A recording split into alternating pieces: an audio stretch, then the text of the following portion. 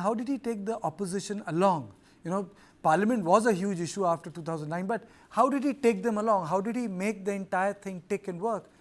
Today, the parliament is dysfunctional. Well, in many ways, I think the people in the opposition at that time, Mr. Advani, Sushma Swaraj, Arun Jaitley, and others, they were also the people who have, they may be using the forum of parliament to do challenge the government, which is their opposition's right.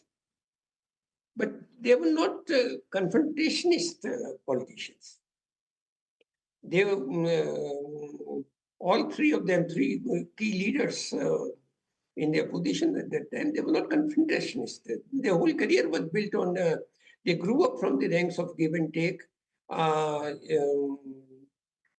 Sometimes you win, sometimes you lose. That attitude. They were not out to demolish the opponent. They are.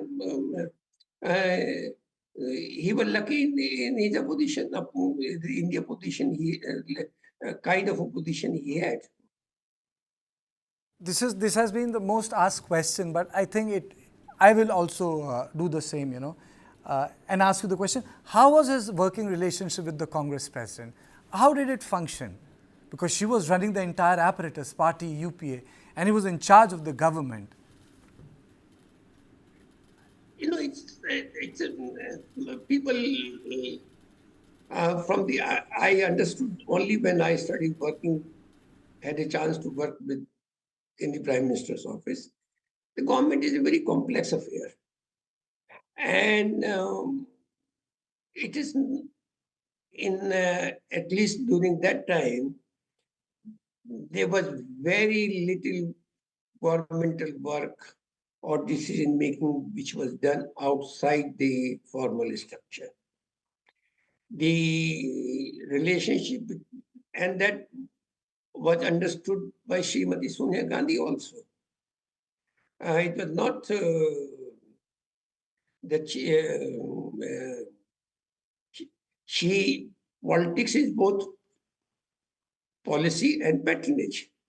Manmohan Singh was not interested in dispensing patronage. It was the party leadership which needed and had a right to dispense patronage, and they did it. So there was no great conflict. As Congress party leader, Mr. Gandhi had a National Advisory Council, and it was a wonderful mechanism to hear what civil society had to say for itself.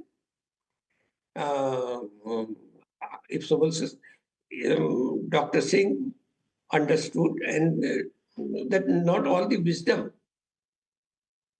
resided in one man or in the government. If there are people in civil society have creative ideas, creative suggestions, creative policy suggestions,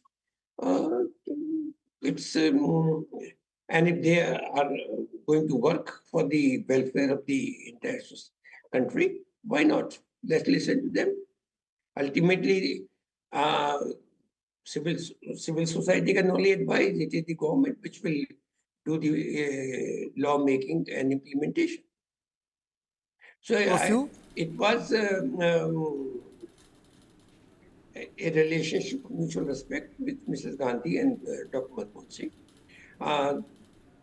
There were people, of course, interested in creating misunderstanding, creating doubts, but that's the nature of politics. Petty politics combined with petty journalism is always good, makes a good copy.